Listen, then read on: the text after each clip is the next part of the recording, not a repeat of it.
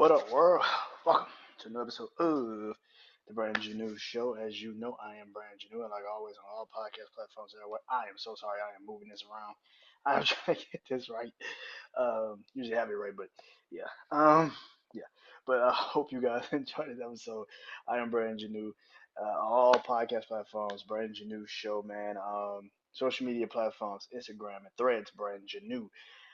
Facebook, The Brandon Janeau Show, and of course TikTok, Brandon Janeau Show. Uh, sorry. People that's gonna be listening to this on the audio don't have to worry about this. The visual YouTube, I'm sorry, I am so sorry, so damn sorry. Speaking of my YouTube channel, Brandon Janeau Show, go subscribe, comment. I do comment back. Don't be inappropriate with the comments. Some of y'all be doing a little bit too much, but I let it slide because you commented on my shit. I don't get mad at you. Like you commented on my shit. I don't care. Like it's just like you don't understand that yet. Um, but yeah, man. YouTube channel Brandon Janeau Show, man. Comment and subscribe to the Brandon Janeau Show. Follow me on all podcasts, all streaming service, on all social media platforms. Oh my god, all social media platforms that I named already. Hope you guys enjoy this. Um, yeah. So let's get into it, man. As you know, it's Tuesday, so you already know it's I Bleed Sports. You already know, man. Football. We'll be talking about some college. We'll be talking about some NFL. I got my players that's going up and my players and teams that's down bad this week. New player, new team, new players, new team. So if you're into that, my crazy six. The college football playoffs are about to be unveiled. I think not this Tuesday. I think the next Tuesday. I think around election. I think election day will be officially the first. I don't know how the fuck they want to do it on election day. That's kind of stupid, but that's fucking stupid to me. But my crazy six will be tonight. So I got some new teams, maybe some new places. We shall see. Eyes for college football for week 10 also will be, I'll be talking about my skeptical game of the week, my most interesting game of the week, my upset game of the week, and of course, the game of the week for this upcoming week in college football. And of course, NFL, my big four of the NFL, and of course, my levels of warning for the NFL moving forward, man. I hope you guys enjoy this, man. Sports has been crazy.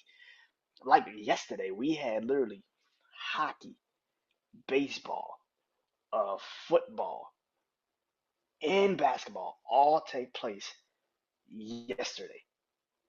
I even think soccer was playing too. I can't remember. I think soccer was also going on. Football, sports was just fucking crazy last night. Yeah, that's exactly where the fuck I want to start. Baseball. So, last Tuesday, me and my brother Juan, we talked about the World Series being done, and I actually even talked about it a little bit on my show last week too. This is exactly what I expected this World Series to kind of be. I didn't really think this World Series was going to be competitive at all. I literally said last week on me and my brother Wine show, Jack's Wild Sports Show. Go follow him on Instagram, uh, uh, All Sports Talk, amazing platform. Um, yeah, we talked about this, and I literally said last week on my show that if I had to pick, I would not. The face of baseball is Shohei Ohtani. That's the face of baseball. I don't give a shit what anybody say. Aaron Judge is showing you again in the postseason why he cannot be the face of baseball. Anybody can have a great fucking regular season. I have seen it in the NFL. I have seen it in basketball. I have seen it in so many fucking sports that it is tiring to hear people try to tell me just because the individual player has a great regular season, they can go into the postseason and do the same shit. Here's the thing about people that don't understand. Alex Rodriguez had a terrible postseason for most of his career until the 2009 postseason. And that was the last time the Yankees won a World Series. Go fucking figure. He had an amazing postseason. Aaron Judge has not had a good postseason since he's been in the fucking playoffs. Think about that for a second. Aaron Judge has been in the league, what, 7, 8 years now? And every time he's been in the playoffs, he has shit the bed. They've actually put better players around him so he wouldn't get pretty much pushed to the forefront. John Carlos Stanton. You went out and got Juan Soto, who's already won a World Series, in a World Series MVP. You went to go get Jazz from the Florida Marlins. Like, bro, you did all of these things to give this guy this boost. Anthony Rizzo, who's also won a World Series. This is the thing about this team, man. Aaron Judge, I've never seen, I've never understood why people gave him the best player title. He's never been. He's not even the best player on his own fucking team. Anybody could hit 60 fucking homers in the regular season when you are 6'7", 6'8". The fuck, like, the man is not good in the playoffs because the pressure level is higher. You actually have to show up. You actually have to try to get on base. He hits for homers. This is the one thing about Aaron Judge I've always said. He hits for fucking homers. The difference is this. Shohei is injured right now. Shohei has a dislocated, slightly dislocated left shoulder. I'm watching ESPN right now to even make sure of it. This man has a dislocated left shoulder. He leads off for the Dodgers. So it's damn near impossible to not pitch to him. You have to pitch either to him or you just walk him. It's either or. But if Shohei was healthy, Shohei would dominate this series because you cannot pitch around him. He's the first person you see in the Dodgers lineup. Aaron Judge, and this is what I think the Yankees should do. They should actually watch what the Dodgers are doing, and that is put a veteran who's been in these situations before, like Freddie Freeman, who's been in the playoffs, who's won a World Series. I would have Anthony Rizzo lead off. That's what the fuck I would do. I would have Anthony Rizzo lead off, or have Aaron Judge lead off, and let's just see what happens. But you putting him at second, third of the line in the lineup is just stupid because he's not a guy that can sit and get hot. I think he is first, and that's even worse. So people are not afraid of Aaron Judge, and that's the thing, especially in the playoffs. People are not afraid of Aaron Judge because Aaron Judge kind of presses himself. He presses the moment. He's trying to hit a home run so much, and he's trying to get that big hit that you can tell he doesn't know how to really play in the playoffs because in the playoffs it's not about trying to get a home run. It's about trying to get on base. And that's the biggest problem with Aaron Judge. He cannot get on base in the playoffs because all he fucking knows how to do for all of these games he's played is just hit fucking homers. You cannot tell me you hit 60 fucking home runs in the regular season and now you know how to hit doubles and singles and triples.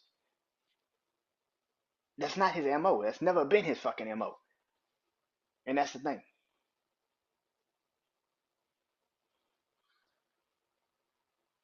I think the Yankees could win tonight, but to be honest with you, I would not be surprised if the Dodgers sweep them.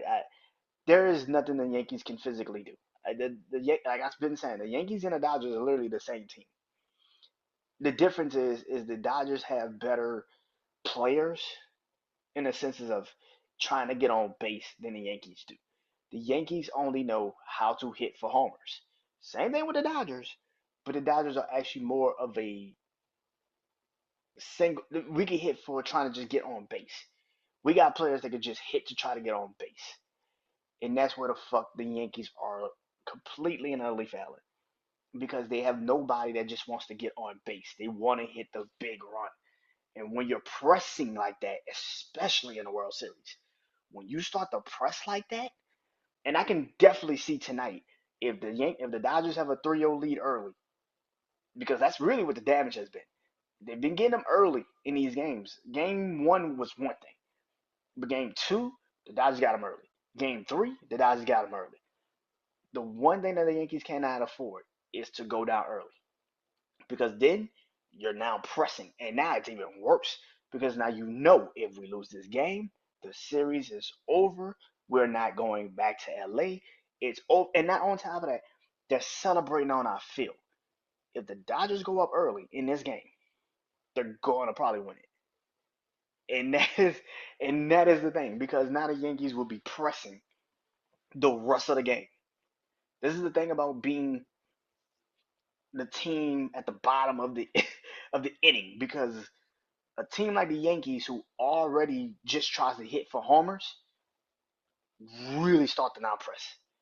And that's where the biggest problem could become. So yeah, I can see the Yankees winning tonight, but I can also see the Dodgers winning. So by the time this episode comes out, is either the Dodgers have the World Series trophy and it's over, or the Yankees are going to a game 5. And if the Dodgers don't get them tonight, I'm pretty fucking sure they were going to probably get them tomorrow.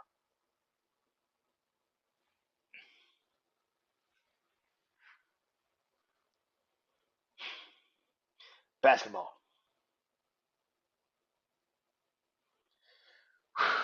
So the NBA season has started officially. Um, if you watched my NBA preview show, told y'all. I know it's only been what 4 fucking games, but I told y'all. Pablo Banchero. I told you. First person to score 50 points in a game so far this year. I told y'all. Pablo Banchero is that fucking dude. Nobody, you not really paying attention to the guy. He gon' I told y'all. Orlando's a sneaky fucking team, bro. The Eastern Conference is so fucking in shambles. Outside of Boston, really, and I don't even trust Boston to be fucking honest with you. I've been said that. I don't think Milwaukee's good this year. The Knicks are going to struggle. Like I said, Cleveland, like I told you Cleveland's going to have the best record in the East. Them sons of bitches are good. Like Cleveland is good. They're just like Orlando, sneaky fucking good. You just like, and like I said, you're gonna look up and you're just gonna be like, what the? Cleveland went on a 20-game winning streak. What the fuck is this? Because that is the type of teams that they're gonna be playing. It's the Eastern Conference. I don't trust any team in the East. No team. Another thing, the Western Conference. Look at the Thunder. Told you. I told you. Thunder different, man. Thunder is different, bro. The Thunder just needed to go through the postseason with their actual players and to fill the postseason for the first time with Shea Gilgis, with Chad Holmgren. They needed to feel the postseason. They needed to see how they can really maneuver. Do not let the Thunder get good. Like, do not let the Thunder actually believe in themselves because once they start to really believe in themselves, them sons of bitches are hard to stop. They're young as fuck. But the worst thing you can do is let them motherfuckers have confidence. And that's right now is all that the NBA is letting these sons of bitches do. Um, the Lakers are 3-1. Congratulations to the Lakers. I personally don't give a fuck. Because my problem with the Lakers, I've said it numerous times. The Lakers, this is the first time the Lakers have a building to themselves. They don't have to share it with the Clippers. The Clippers are not in their building anymore. It is the Lakers arena. Crypto Arena is now fully Lakers. That's great. I'm happy for you. The problem with that is they're gonna probably be really good at home, shit the bed on the road, and that's probably where the problem lies. It's 82 games. You can probably go 41-41 on the road. Like I'm not saying they're gonna lose all their fucking road games, just like I'm not saying they're gonna win all their fucking home games. Right now, in the situation that the Lakers are in, it fits them. Congratulations. But where this problem is the first 3 of their 4 games were all at home. Kings, Suns, Minnesota. The first time they get on the road was against Phoenix last night, and they lost.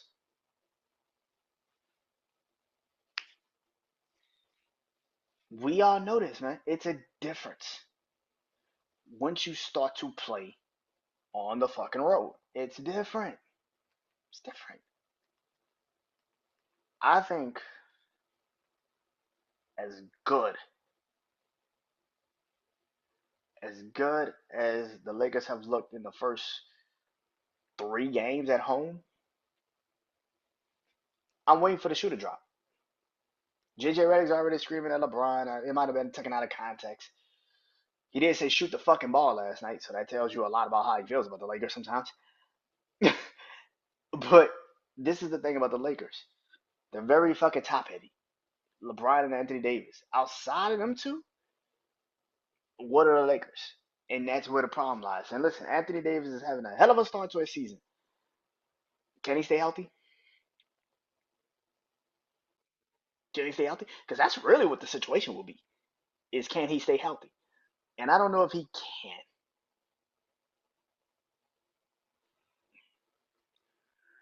This Philadelphia 76ers got fined today for Joel Embiid. I don't know what the fuck that was about, but okay.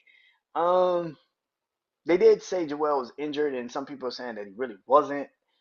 Listen, man, Philadelphia is one of those teams in the East that are going to get into the playoffs just because the East is just terrible, and they really have no real contenders or anybody else that can really stop them. The problem with that is that Joel Embiid is the key point of this. I told y'all he is the most important player probably in the NBA because everything centers around him. Where the problem lies for them is this: Joel Embiid and Paul George is two guys that you ask to come. Joel Embiid's been on the team for he got drafted by Philly, and then Paul George comes in and he's supposed to be a part of um, this Philly team. I don't know what the fuck this team is. I don't, and I think Philly, as good as Philly could possibly be, too many question marks with Philly because of the fucking health. And that's the only problem I have with the Philadelphia 76ers.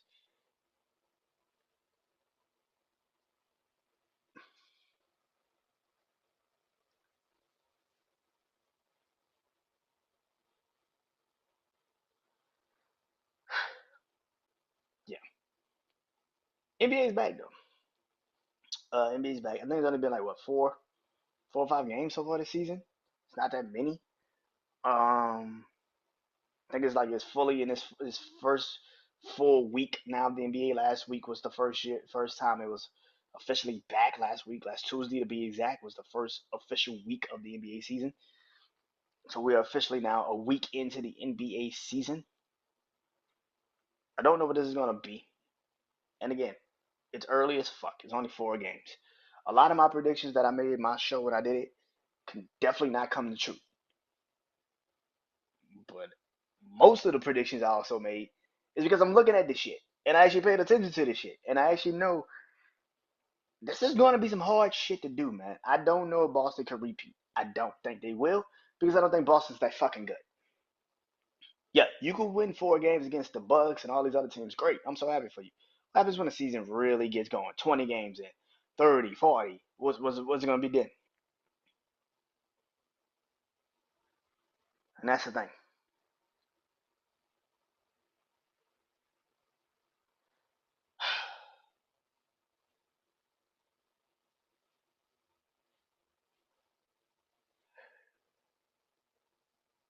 Boxing.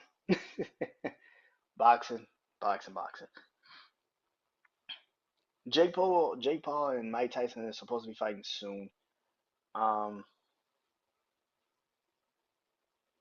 Listen, I've said my piece about this fight. I will watch it. I will watch it, but I just here's my thing.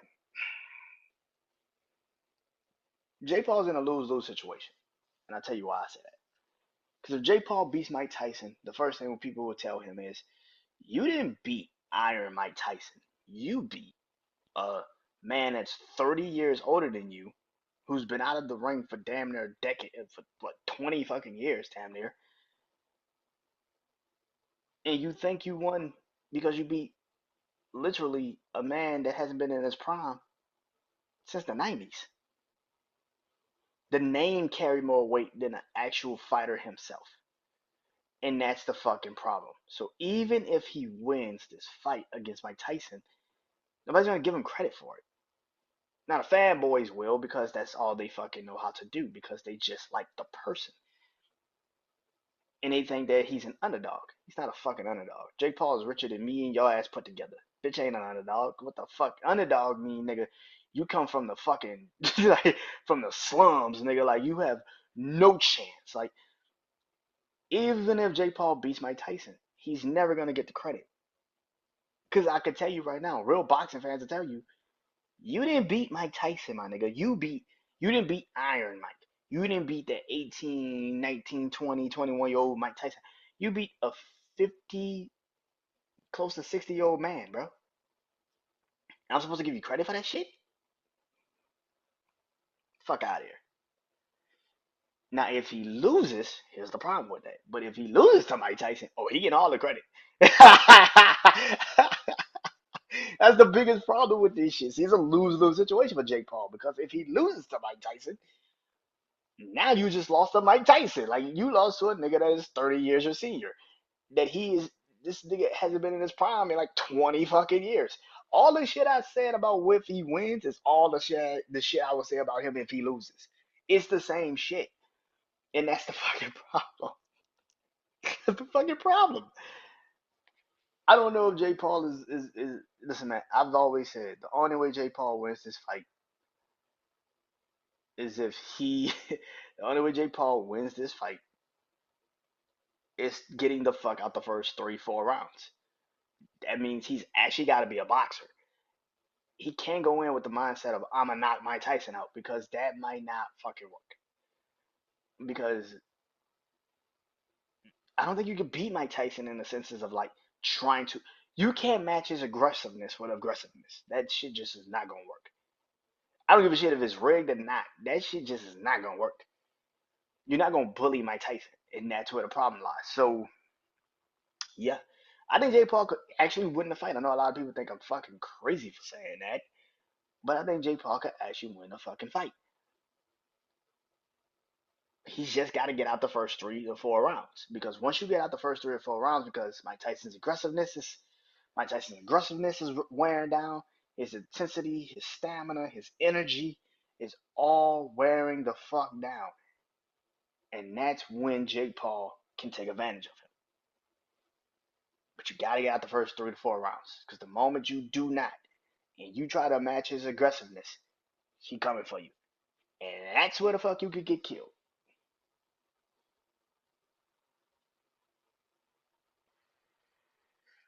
All right, let's get into it.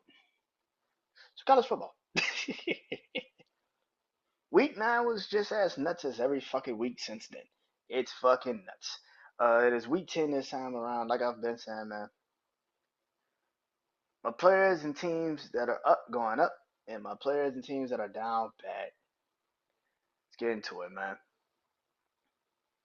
Start with some positive, man. My player that's going up this week is Jeremiah Smith, wide receiver for Ohio State. This kid is fucking amazing.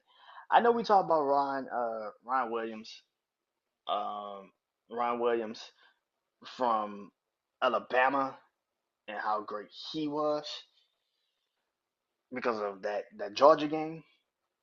But this kid is just as fucking good. And every fucking week he gets better and better and better. And to the point now where there is now an actual game plan you might have to do for this kid. Because this kid is fucking amazing. You know, Ohio State has always had some really great fucking receivers. This is a fucking freshman doing this shit. So man, it's so yeah. I think that this kid's amazing, man. And Ohio State has another really great receiver. Congratulations. So, my player that is down bad this week is Drew Ellinger of the Penn State Nittany Lions. Just so happens to be the same quarterback that he's playing this week. Jeremiah Smith is playing this week. Penn State won, beat Wisconsin without him. Great. But this is the type of games where if you're Drew Ellinger, that's always been called into question for you. You don't show up in these types of games. I don't give a fuck that you beat Illinois.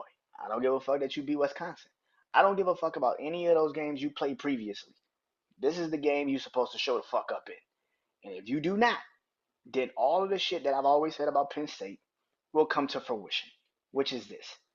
Penn State may have all of the fucking talent under the sun, but when it's time for the big fucking games, they shrink the fuck up. They turn into a fucking dot. They do not show up when they really need to. They might be able to beat a Michigan or whatever this year, but they cannot beat. If they do not beat Ohio State or Oregon that are coming into their fucking house, then I don't want to hear shit about Penn State ever again. And he's the fucking problem for that. Because as great as he's been portrayed to be for the last whatever years he's been in Penn State, he still has not had a game where he's shown the fuck up. I will never forget the fact that you lost last year to Michigan, and all he did in the second half was run the football. Mind you, you were at home. If you lose this game, I don't want to hear shit about Penn State ever again. And this quarterback will never be, to me, considered ever. I don't think he's a top 5 fucking pick to begin with, to be honest with you. I don't think he's a top 5 fucking pick to begin. But somebody stupid is gonna draft him because they're gonna sit there and say, well, he's Penn State. Not realizing this motherfucker has not won any of the big games he's ever been put in. He needs to win this game. You're at home, you better win. Because if you don't, I don't want to hear shit about you. I don't want to hear shit about you being a top quarterback ever again.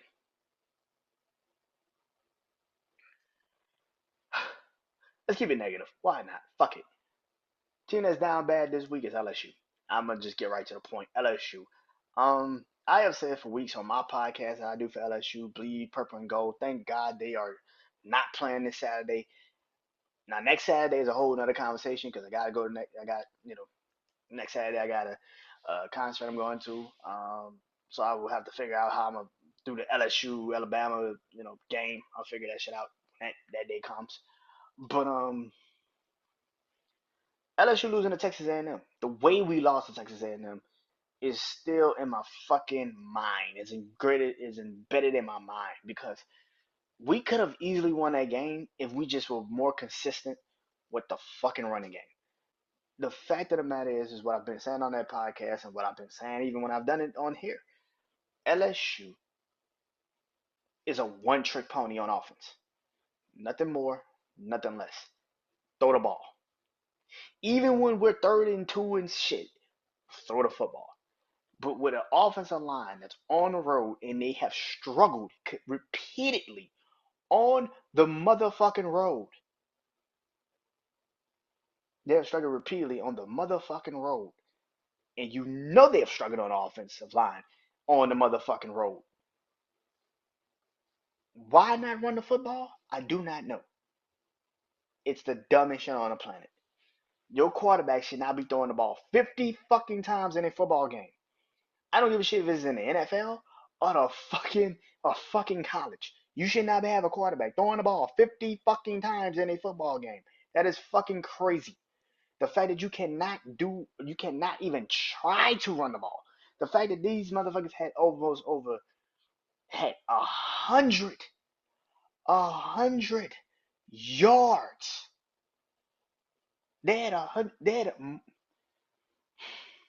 Texas A&M had 120 more rushing yards than LSU. 120 more rushing yards. These motherfuckers, and this is before they put in the freshman quarterback.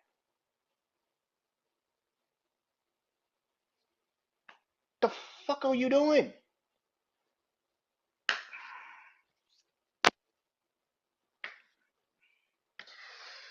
Team that's going up this week. They must share something in common because the team that's going up this week for me is Notre Dame. Notre Dame beat the shit out of Navy. They beat the fuck out the Navy, man. They put belt to ass for real. They put belt to ass. That shit was bad. The one thing about Notre Dame that's gonna suck for Notre Dame is who you lost to. It's gonna bite them in the ass. It is gonna bite them in the ass. No matter how good North Illinois may be in the MAC, that loss is going to bite them in the ass. They have to literally run the table, which they're doing right now.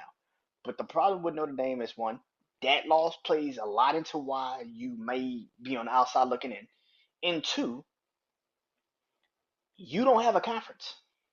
You're an independent. So the fact that you also don't have a conference is also going to hurt you. Even with one loss, you can look at a team like Texas and Georgia, and let's say Tennessee. They go into the SEC championship game, and Texas and Georgia play again, but Texas beat Georgia this time. You can sit there and say and give them a proper reason, especially like let's say Georgia beats Tennessee. I mean Tennessee beats Georgia. Texas and Tennessee play an SEC championship game. Texas beats Tennessee, but Tennessee beat Georgia. Now you got three teams from the SEC. Two of them have two losses.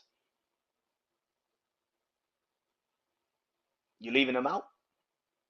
Let's do it with the Big Ten. One's got to win a championship. Right now, it's Oregon. But Oregon and Penn State play this week. Let's say Ohio State beats Penn State this week. And then Penn State and Oregon play. But Penn State beats Oregon. And then you meet up again. And it's Penn State and Ohio State, but Penn State beats Ohio State this time. And the dark horse in this shit is Indiana, which nobody's talking about really. And Indiana's a fucking dark horse that nobody's talking about. Let's say Indiana gets going. What if Indiana starts to, Indiana jumps in? Now you got four teams in the Big Ten. What if Indiana actually beats? What if Ohio State runs the table the rest of the way? They beat Penn State this week. They don't have to play Oregon. They don't, and then they play Indiana, but they lose to Indiana. But Penn State beat Oregon. You leaving Oregon out? You leaving Penn State out? You leaving Indiana out? Indiana has a way more impressive win than Notre Dame does, and that's Texas A&M. And nobody really believed in Navy like that. So you leaving them out?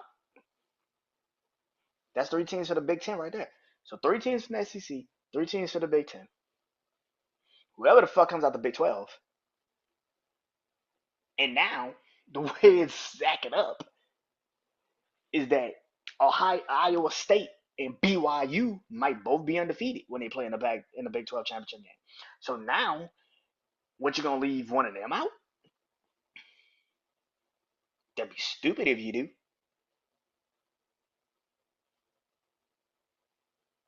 And then you still have Miami and Clemson in the ACC. You leaving both of them out? That loss is going to haunt Notre Dame. They lost to North Illinois. And again, because you also you don't have a conference. That's always been Notre Dame's Achilles heel. They never had a conference. And now it's about to bite them in the ass when they need it the most. And they can't do shit about it. They have to just roll with it. If they get left out this playoffs, and it's 12 teams, if they get left out this playoffs, excuse me, if they get left out this playoffs, I tell you one thing. Next motherfucking year, they'll be in the ACC. They'll be in the ACC or the Big Ten. Probably the ACC.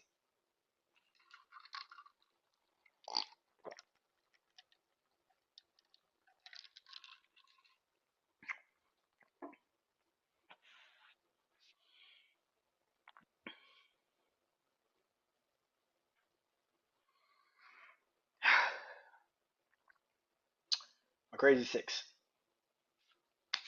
It's gonna be fun. My crazy six of the college football for this week in week 10. 6 teams. My 6 teams. Let's call it my crazy six. 1 through 6. So let's get into it. Number one with a bullet. They ain't moved since fucking since I put them at number one, and they ain't moving because they're undefeated. Why the fuck would I move them? In a blowout of the Florida State Seminoles, um, and that is the Miami Hurricanes. 8-0. People can get mad all they want, but there is no way in hell you're gonna sit up here and tell me that you watch the Miami Hurricanes and now here's the thing. I question the shit out of Miami because I feel like Miami still needs that dominant win. Now last Saturday was a perfect fucking example of dominance, but they still need to prove they can dominate any team when they feel like it. They had an amazing game against Florida State. Incredible game. I actually felt bad because I was watching LSU and I actually wanted to watch that game. I wanted to see good football. Fuck, god damn it. I wanted to see good football this whole fucking weekend. I would have watched that game. I would have been like, that's what I'm talking about. Miami's 8-0. They play Duke this upcoming week. Duke is 6-2. So this is gonna be an interesting fucking game, man. This is not some run of the mill, easy dub type of game. This is going to be a game. This is going to be a war. Duke is really fucking good. They've always been really fucking good. They're a really good program. Miami can. This is one of those games where Duke can come in and definitely do what Duke. I mean Miami. This is one of those games Miami could definitely come in and do what they need to do. Duke is a really good team. They're well respected, well coached. If they do what they did against Florida State to Duke, yeah. The fact that these motherfuckers just entered into the top five of the fucking polls is wrong on so many fucking levels. It's not even funny. Miami belonged in the top three. I've never seen a team get more disrespected,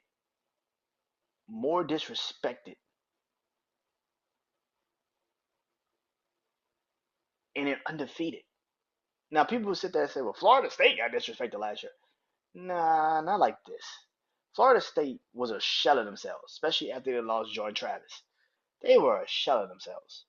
They never was good after they lost Jordan Travis. Miami is good, and they are getting fully disrespected this way.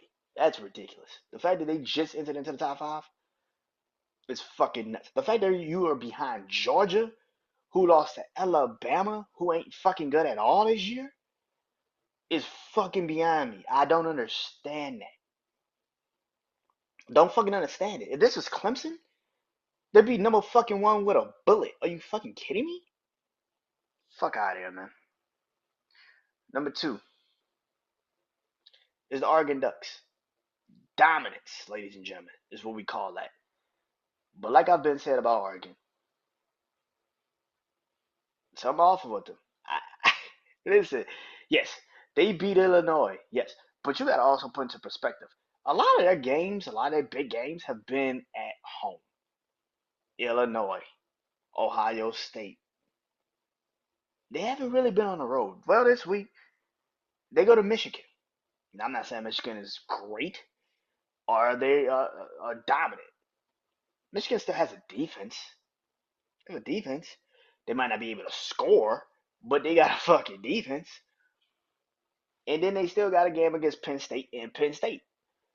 So it's still too early for me to really give Oregon this fucking credit. I'm sorry. I know people are like, they ain't know. They're number one team in the country.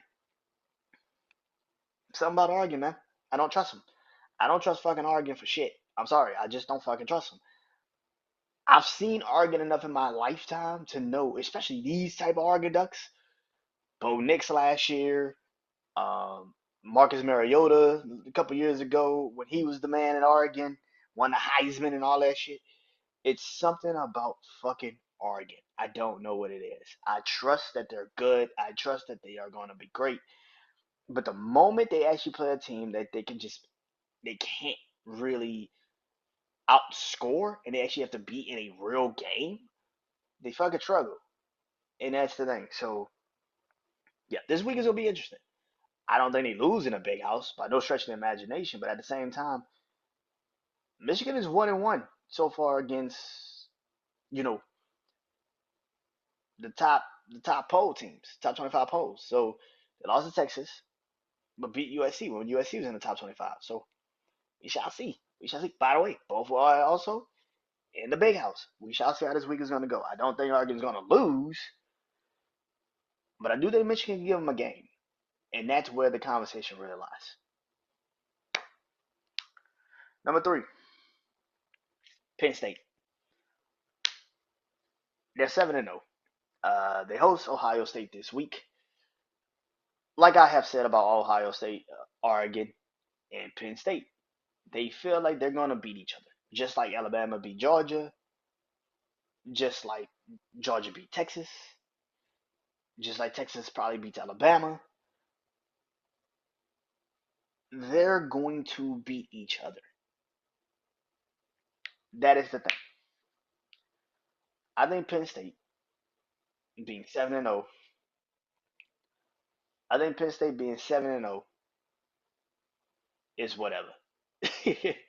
I think Penn State being 7-0 is whatever. They almost lost to USC. They almost lost to Bowling Green. They've had more close calls than actual wins, really good wins. They barely beat Illinois, who Oregon just beat the shit out of. And like I said, when it's big games like this, they tend to shrink the fuck up. I do not think it's going to change this fucking weekend. I think they're going to shrink the fuck up. I think Ohio State struggling last week, and Penn State also struggling last fucking week. I don't know if Drew Eleanor is going to fucking even play in this fucking game. This team of Penn State, it is a struggle. I don't know if this team is good. And they, like I said, they've had more bad, like lucky fucking dubs this year than they've actually been more dominant. And that's where the problem lies for me. Yes, for a lot of people, like I've always said, y'all sit there and say a win is a win. Some of them times, that sometimes you cannot say that shit. This feels like they need to go out there and put their foot in Ohio State's ass. And if they don't, then their chances of winning a Big Ten or even being in the college playoffs, to me personally, is fucking over. Because to me personally, once you actually play a better team than you, you're gonna fold. And that's what I'm looking at. I don't give a fuck what your record is. When you actually play a better team than you fucking fold. That's how I look at you. No matter what the fuck the circumstances are. I don't give a fuck you go undefeated. But when you play that good team, you got your ass whooped. I don't give a fuck if you went 11-1. But you play that good team and they beat your ass. And that's how I look at it. Give a fuck about your record. When you play them teams that can actually give you something, give you a pushback, you fucking fold.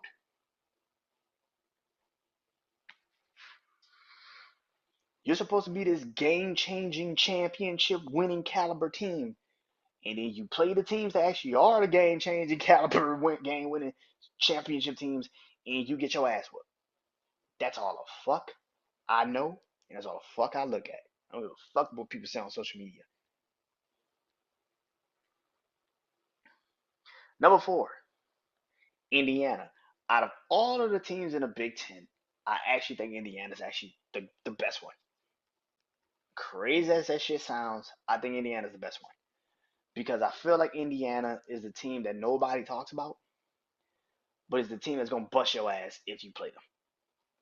And that's where the fuck the problem lies. Because Indiana feels like a team that is just better than you.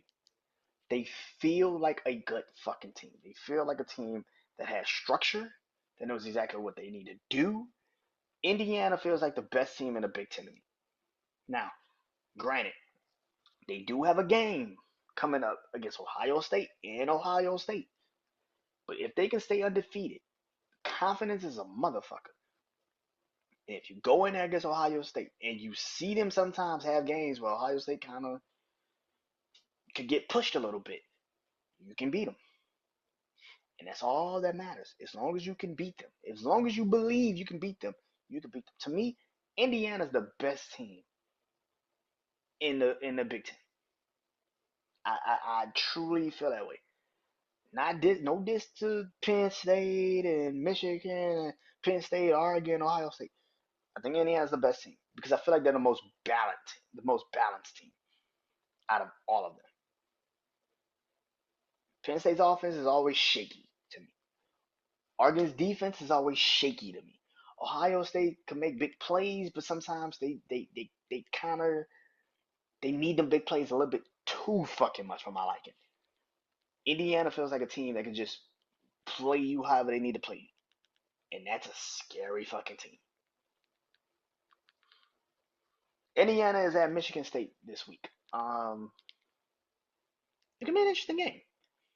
It's gonna be an interesting game. I feel like Indiana, because of how Indiana's been playing these last couple weeks, this feels like a game that they can let off the gas a little bit too soon and could get caught.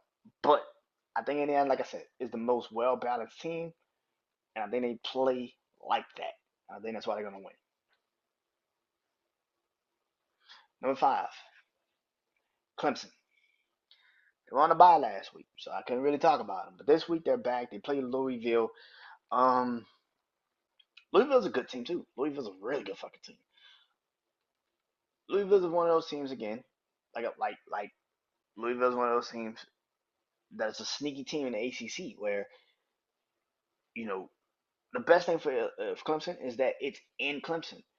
If it was in Louisville, it'd be a hard for a fucking game. I think Louisville still gives Clemson a bit of a fight. I think Louisville isn't a team that a lot of people really pay too much attention to.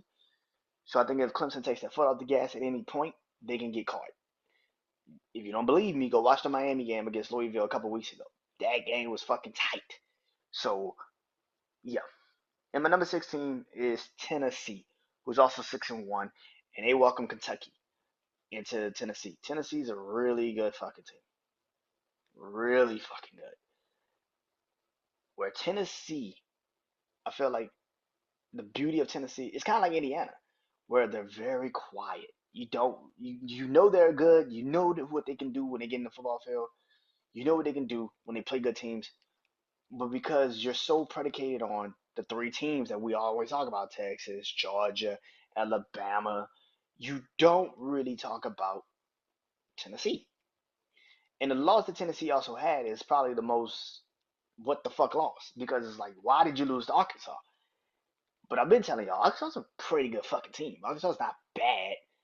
I think the schedule that they've had has just been very not favorable for them sometimes. Like them playing against LSU a couple weeks ago, I don't know how the fuck they lost that game. Now looking at LSU, it's like, how the fuck did you lose that game? Fuck you lose that game, man. But Tennessee is one of those teams that could sneak into the SEC championship game, and then you're gonna be looking up like, how the fuck did Tennessee end up in the SEC championship game? Because they're fucking good. That's how. And here's the thing: I think they do play. I think they play Georgia this year. They beat Alabama already. I think if they play Georgia this year, and they beat Georgia. It's just them in Texas. Texas A&M. Who gives a fuck with them? Um, so yeah, Tennessee is 6-1, and they are my 16. Also, college football, week 10. Skeptical game of the week, my most interesting game of the week, my upset game of the week, and of course, my game of the week. Let's get into it, man. Just kicking it off is my skeptical game of the week, and that is Texas Tech versus Iowa State. Iowa State coming off of a bye week after literally almost losing to UCF, which was like, what the fuck is going on? Iowa State has a chance to actually win the Big 12. They need to get, hopefully, this bye week woke them the fuck up because there is nobody stopping them outside of BYU, who's also undefeated that nobody talks about. I think Iowa State, like I've said, I think Iowa State is the best team in the Big 12. I know people are blinded by Colorado right now, and I know Kansas State has only played in one, Kansas State's only lost one game in a Big 12, but I feel like Iowa State is that team. I think actually Iowa State gave Kansas State that loss, to be honest with you. But this is a game, man. Texas Tech is actually what 5-3, I think. So Texas Tech's not a pushover. Texas Tech is a really good fucking team. But it being Iowa State, they better win this game and make sure you put the distance between who they are as a team in the rest of the conference because you need a standout game, and this is the game. Undefeated, but this is the game you need to show people that you are not to be fucked with. So this is the game. Most interesting game of the week, and that's Pitt versus SMU. Pittsburgh undefeated after beating the shit out of Syracuse. Lord Jesus. If I knew they was gonna do that to Syracuse, I would have never talked about that game last week. That shit was embarrassing. Lord Jesus. That shit was embarrassing. Holy fuck. SMU is also in the polls. A lot of people don't know SMU's in the polls. They're the 18th and 20th teams in the rankings right now. Pittsburgh is another one who's in the ACC, quiet as a motherfucker. You're not talking about them, but then you like again. You have Miami. You have Miami. You have Miami. You have Clemson. Pittsburgh's undefeated, and you don't even know that they're undefeated. Like that's the craziest shit. I don't know how at the last fucking Friday when they beat the dog shit out of Syracuse. I don't know how the fuck you don't know they're undefeated. But but that's an interesting game. SMU also in the ACC now. This is gonna be an interesting fucking game because it kind of makes you say to yourself, yes, I know Miami's there and I know Clemson's there, but who's to say one of those teams don't play against the winner of this game and maybe lose? So we shall see. My upset game of the week is Texas A&M versus South Carolina. Texas A&M coming off of a massive win over LSU, massive win, a comeback even at home against LSU. I don't know if you go with Connor Wingman, I don't know what the fuck his last name is, or you go with Reed. I mean, personally, I'll probably go with Reed because he gives your offense more of a juice. But the reason why it's an upset game is because of the emotional comeback of Texas A&M in that game. And Syracuse and South Carolina, I keep saying Syracuse, Lord Jesus. South Carolina is actually a really good fucking team. They almost beat Alabama. They almost beat LSU. They've had some close calls this year. I can't remember the third game they lost. I forgot who was the third team they lost to. But it also probably was a top, you know, tier team. But South Carolina, I keep saying Syracuse, Lord Jesus. South Carolina at home is a dangerous fucking game for Texas A&M. Like I said, the emotions are so high for Texas A&M. You're now the number one team in the SEC. All you have to do is win and keep winning. But the one thing about Texas A&M that I felt about the game against LSU was they have no passing game. They could run the fuck out of the football, but they can't run. But they are not a good passing team. Reed is okay. He can probably throw the ball okay, but here's a reason for why. But there is a reason for why he is not the starter. There is a reason for why he isn't the starter. So now that he is now officially possibly going to have to start in this game, South Carolina probably watched the tape that of the LSU game. He came coming in the second half. And saying, okay, they're gonna probably do a lot more read options. They're gonna probably definitely try to get us in certain situations. Okay, we have to be ready for that. I think South Carolina has a really good defense. They can do what they need to do. But I think I trust South Carolina's quarterback a little bit more than I trust Reed. And that's probably why I'm going with South Carolina. Especially also being at home, night game. It's a little different for you to be on the road, making your first real start on the road at night in the SEC. It's a little different. Especially in that offensive line of Texas A&M is really not that fucking good either. Yeah, it's going to be a problem. And game of the week is Ohio State versus Penn State. Do I need to explain that shit? Do I really need to explain that shit? Like I have said, Penn State better win this game. Penn State better win this fucking game. Because if they don't win this fucking game, I do not want to hear shit about Penn State ever again. Penn State is undefeated. They're 7-0. Ohio State lost to Oregon. This is their redemption time. This is their redemption game. If they go into Penn State, Happy Valley, and leave everybody sad and depleted, Ohio State's back at the Big Ten. Because that's the only, like I said, and then again, you still have Indiana coming to you. That's a beautiful feeling to if you're Ohio State. Where I do think Ohio State fucking struggles is Ohio State's defense is really not that fucking good. It's not. Even though people lie and say it is, it's fucking not. Ohio State's defense, all of the people they brought in, like Caleb Downs from Alabama and all these people that left Alabama and went to Ohio State. This is the one thing about Ryan Day that has been the problem with Ryan Day. Nobody knows if he can coach in these big fucking games. I don't count this as a big fucking game. I count this as a team that you're supposed to fucking beat. That's what I count it as. A team you're supposed to fucking beat. I don't think Penn State's great at all. I think Penn State's okay. But this is the game, like I've been saying, Penn State needs to fucking win. These are the types of games Penn State needs to fucking win. If you can't win a game at fucking home like this, you're not good, and I don't give a fuck what people say. Fuck the record. You just ain't fucking good. Because you can't win a game like this in your building. Fuck what you talk about.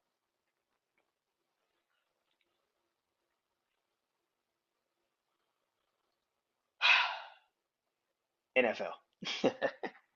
NFL. Oh yeah. Big four of the NFL. Shout out to everybody that like the video I posted, clip I posted on my TikTok, BrandonJaneauShow on TikTok about this. Um there's a lot of moves in the NFL going on, of course, a lot of things going on. But the trade deadline is next Tuesday. So we shall see more moves being made. Shout out to Deontay Johnson, who went from the Pittsburgh Steelers to the Carolina Panthers, now back in the AFC North to the Baltimore Ravens. Stephon Diggs is out for the rest of the year with a torn ACL. That's just fucking terrible for Houston, and it comes at a really fucked up time. Good thing you have a 2-game lead in the AFC South over the Colts, and you swept them this year. So you're pretty much set in stone with that. I mean, you're 3-0 in the division. You haven't played Tennessee yet. You have one more game against Jacksonville. Um, yeah, I've been said Texas is the Texans are the team that I felt really confident in. But these fucking injuries are getting fucking ridiculous. Tank Dell last year, now Stephon Diggs, Nico Collins should be back at some point this year. Should be back at some point this fucking year. I'm waiting to see what this team is going to be. But yeah, this is bad, man. Lord Jesus. But let's get into it, man. So my big four of the NFL. Number one, has the decision really changed? Let's be real. Number one is Detroit. Are you fucking kidding ourselves? 6-1. Um, scoring 50 fucking points against Tennessee. That shit is just wrong. That's just wrong. That's so wrong. 52 points. That's just wrong. It's wrong. These motherfuckers had like 40 points and Jared Goff had like 23 yards passing.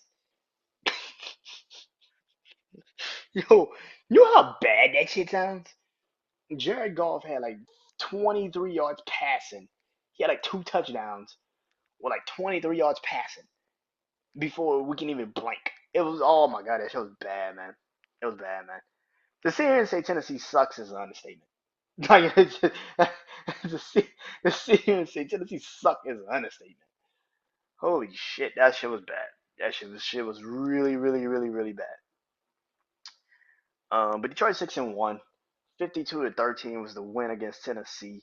Um, Listen, man, I've been telling everybody for a while Detroit is going to be the best team in the NFL. I don't know what people see. They are the best team in the NFC. Yeah, the Eagles look like they're back to normal, but I don't trust the fucking Eagles. I don't give a fuck that you beat Cincinnati, who is struggling like a son of a bitch, just to find whatever they can muster up to just playing games nowadays. I don't trust Cincinnati. Okay, cool. You beat the Browns coming off of a bye week, and you barely beat the fucking Browns. Like, congratulations, I guess. And that's the thing. I don't trust the fucking Eagles, man. San Francisco is a fucking shell of themselves. And the only good team in the NFC is the team that's in your division, which is the Packers. And that's who you play this week at Green Bay. And I don't even know if Jordan Love is going to be healthy to play in that fucking game. So if Jordan Love is not healthy to play in that game, that's a problem. That's a massive fucking problem. All fucking right. Now I've been said, and I've been on record and said, if I was Detroit, I am going to get a cornerback. I am possibly also, but if I was Detroit, I'm going to get a cornerback, maybe even a pass rusher. I still think they need to go get somebody on. I definitely believe they do need to go get somebody doing the trade deadline to help them either with the pass rush, or at least the secondary. I still believe that. But everything else in Detroit is fucking good. And they didn't even have James Williams in that game. Jamison Williams in that game. I think he's suspended one more game. I think this week and next week. Yeah, shit gonna be crazy, man. Last week and this week, I think he's suspended. So yeah. Number two is the Commanders, 6-2, after winning on a crazy ass play, Hail Mary of all things. I truly believe that the Commanders are one of the best teams in the NFL. I've been saying the Commanders are going to the playoffs before the season even fucking started. I've been saying this shit. Washington is the best team in the NFC East because they're actually getting better as the season progresses. They're not like Philly, who I have little to no faith in if it's an actual big fucking game. The damn sure ain't the Cowboys, and the Giants are just the fucking Giants. Washington's actually getting better as the season is progressing, which is crazy. And that's what you do want as a team. You want to get actually physically better as the season progresses. And I feel like right now with Washington being 6-2, Washington being 6-2, of the crazy ass. And let's be real, the refs tried. Let's be 100. They tried everything in their power. The referees tried everything in their power to try to keep Washington really taking that game over. That game should have never even ended up in a having to have to do a Hail Mary. Washington was beating the Bears' ass for most of that fucking game. Don't get the score fooled. Washington was beating the shit out the Bears, but they kept having to settle for field goals. Why? One, penalties. Into just stupid shit was going on in that game for the Commanders. But excuse me, Commanders are 6-2. They're on the road against the Giants this week. Yeah, yeah. This is not gonna be like the week two game when they play the Giants in Washington. The Washington is better, and they know who they are as an offense now, and they're gonna tag the Giants' ass. Giants defense is actually really good though, so I don't know. Number three is the Buffalo Bills, 6-2, putting a foot to ass of the Seattle Seahawks, 31-10 this past Sunday. They go to Miami. Miami comes to them, I should say. Um, Listen, Bills are 6-2. That's their first win over a team over 500 this whole fucking season. Congratulations. But you beat Geno Smith, who gave you like 3 turnovers with no DK Metcalf. Congratulations, I guess. But like I said about Buffalo, I don't give a fuck. It's the same thing I just said about Penn State and all these other teams. I don't give a shit about Penn State and all these other teams. The record to me does not move my needle. When you're supposed to be this championship caliber fucking team, and you're supposed to win this championship, and you're supposed to be this death defining death defining team, and you're supposed to be a Super Bowl caliber team. You not beating the teams you're supposed to fucking beat worries me. I don't give a fuck that you're good in the regular season. You could be good in the regular season all the fuck you want until you actually beat a team that is on your level, healthy just like you are, and you beat them. I don't give a fuck about how you look in a regular season. Buffalo is not judged on a regular season, even though people want to give them that. We all know Buffalo is not judged on a regular season. Judge on the postseason, and you haven't had a shitty postseason the last couple of years. I don't give a fuck that you're 6-2, not even in the slightest. Because when it comes to the teams you're supposed to play in the postseason, here's the thing: in a couple of weeks you play Kansas City. Kansas City could be undefeated, and if you play Kansas City in a couple of weeks, you beat Kansas City. I already know what people are gonna scream. They're going to the Super Bowl. I saw Buffalo have beat. You know what was crazy? Is Buffalo's beating Kansas City the last couple times they played in the regular season. Why can't they not do that in the playoffs? I don't give a fuck that you did in the regular season. Why can't you do that in the playoffs? Again, I'm not judging Buffalo off of the now in the regular season. I don't give a fuck about your regular season. See, that's the problem, motherfuckers. That's what y'all doing with Aaron Judge. That's what y'all doing with Penn State. All these fucking teams. Fuck the regular season. You're supposed to be this great team. Do that shit in the postseason. And then you shrink in just a game. One fucking game, you shrink. All that shit you did in the regular season goes the fuck out the window. That's how I look at Buffalo. I don't give a fuck how your record looks in the regular season. The regular season could be fucking flawless. You can go fucking perfect. You play in the postseason, and then you play that one team, and then you lose. They play Miami this week. I expect them to beat Miami. I expect them to win. It's gonna probably be cold. Tua does not play well in the weather. I expect Buffalo to beat the shit out of Miami. Josh Allen has never lost in Miami. I expect Buffalo to beat the shit out of Miami. Buffalo does not have a team with a over a 500 record until Kansas City. I know they got Pittsburgh, I think, coming up too. This is the thing, man. Like, bro, I don't give a fuck about Buffalo in the regular season because every year you tell me this team is good, and every year I start to believe the hype, and then I see them in the playoffs, and then they get their ass bust by a Joe Burrow or Patrick Mahomes. I don't think they're better than Baltimore. I think Baltimore, they could figure out their fucking defense. Lord Jesus. I'll talk about that in a couple seconds, in a couple minutes. But Buffalo Buffalo to me, like I've been saying, man, Buffalo's the fourth best team in the AFC. This year they may be, yeah, they're still to me personally the fourth best team. I know I got them in my rankings, but to me personally, they're still the fourth best fucking team in the AFC. They're behind Kansas City, Baltimore, and Houston. I don't give a fuck what nobody say. That's who they're behind. Number four is Kansas City, who's undefeated. So clearly you see I don't give a fuck about records. Kansas City's undefeated. They beat the Raiders 27-20 last Sunday. They played the Tampa Bay Buccaneers Monday Night Football at home. I expect them to beat Tampa because Tampa has nothing. They have no. They look good actually without Mike Evans and Chris Godwin. They actually look good, but it's also Atlanta. So, uh, fucking Atlanta. Like, here's my thing about Kansas City, man. They're 7-0. Congratulations. What my problem with Kansas City is that here's the thing: you give them leeway because they're supposed to have the leeway. They're Super Bowl champions. They're back-to-back champions. They're going for a three-peat. I get it.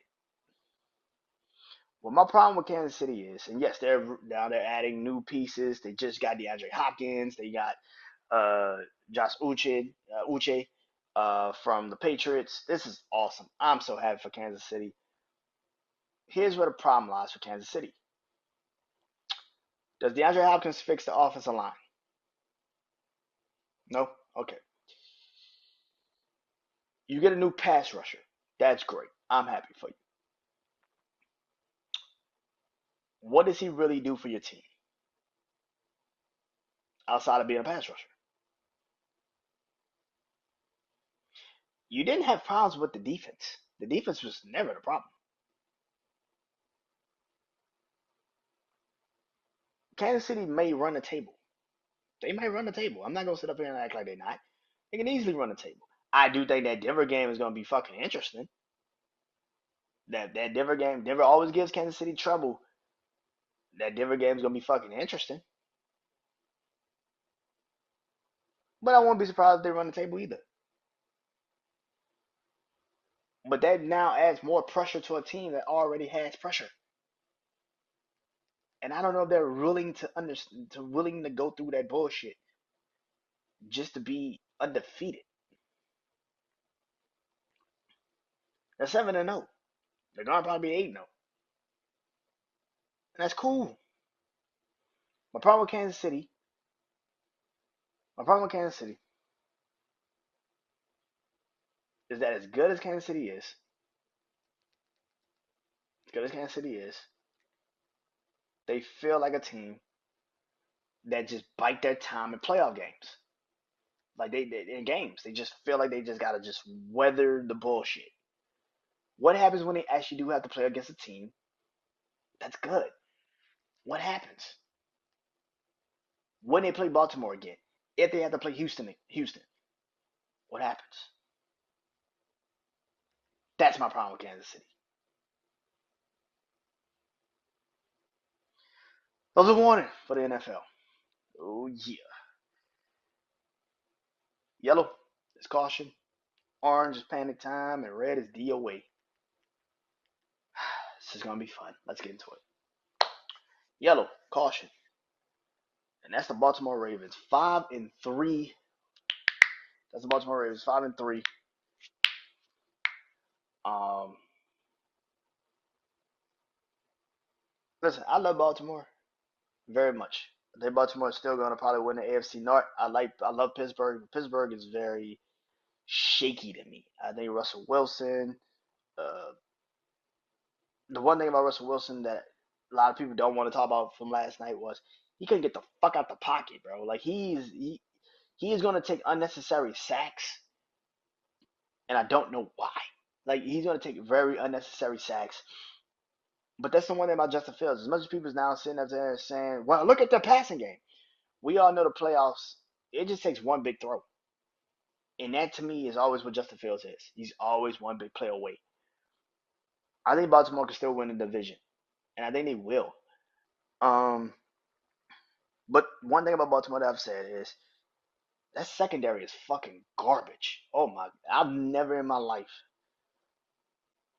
Pittsburgh had a bad secondary for a while, and then they fixed it. Baltimore's secondary is garbage, like terrible. I get that Nate Wiggins got into a car accident, so he's been out for a while, so you really couldn't play him. I get that. Marlon Humphrey has been in and out of your lineup since the start of the fucking season. What the fuck is going on?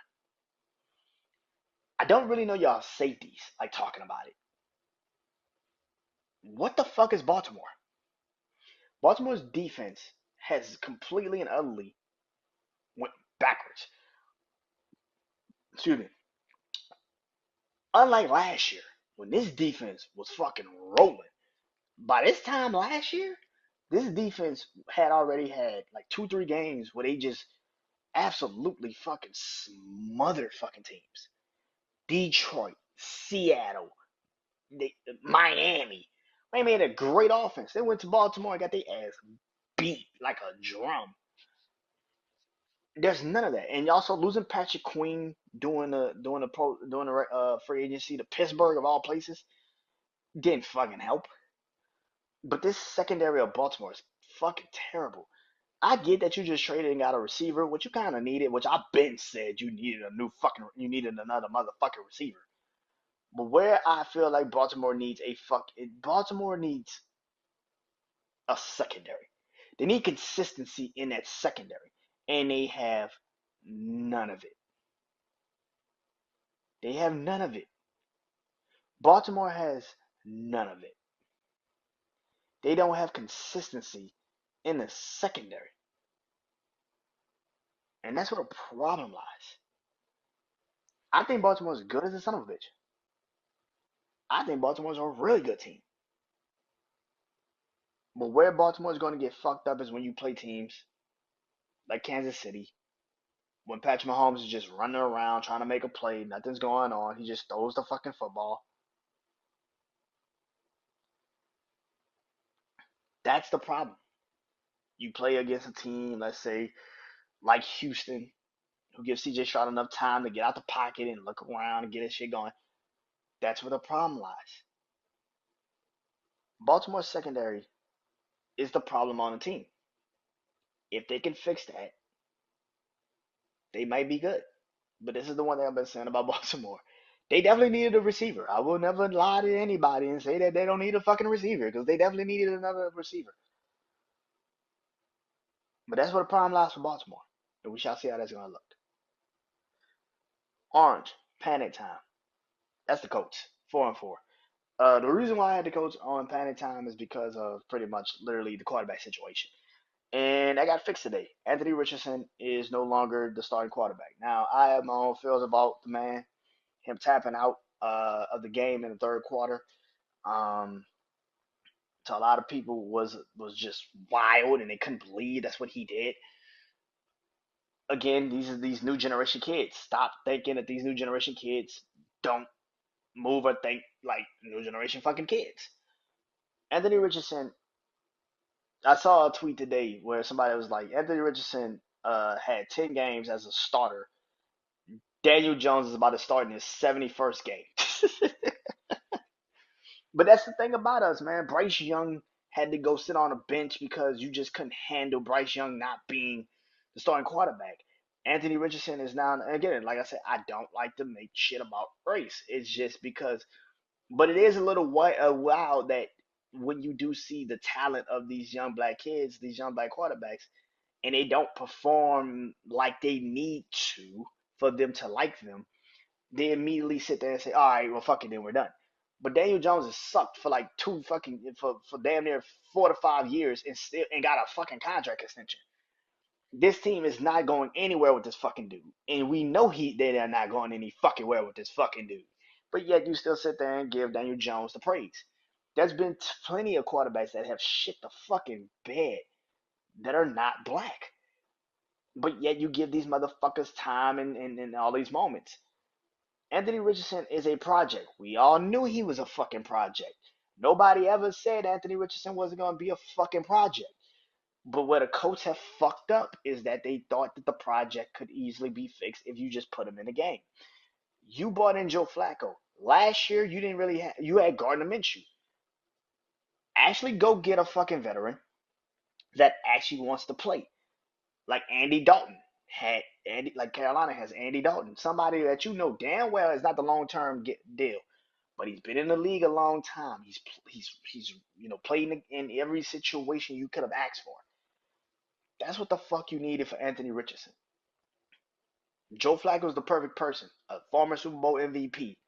He's been to the mountaintop. He knows how it is. But more importantly, he's failed in certain situations. And that's the thing about the Colts. I think the Colts are a great fucking team. I think the Colts are an amazing fucking team. If they can just figure out who the fuck the quarterback is. But because the quarterback is in a situation, the team is in a situation right now where they're trying to now sit there and say they're cutting their losses. You should have had this kid sitting on the bench before this even got to this point. If you felt like Joe Flacco was the better fucking quarterback choice and could win you games, Anthony Richardson, I'm sorry, but you're going to have to sit out the rest of the year. Because we need you, one, to learn how to be a quarterback, and two, actually try to and learn from Joe Flacco, who's been in this league longer than we've ever like you need to actually have that be a structure. I put that on the fucking head coach. I put that on the head coach because at the end of the day, like I said, you cannot have a veteran quarterback like Joe Flacco just sitting on a bench when you see your team is performing with him, and yet you still are not using him. That's a fucking head coach problem. That's just stupidity. You should have said, fuck it, Anthony Richardson, you're gonna sit on the bench until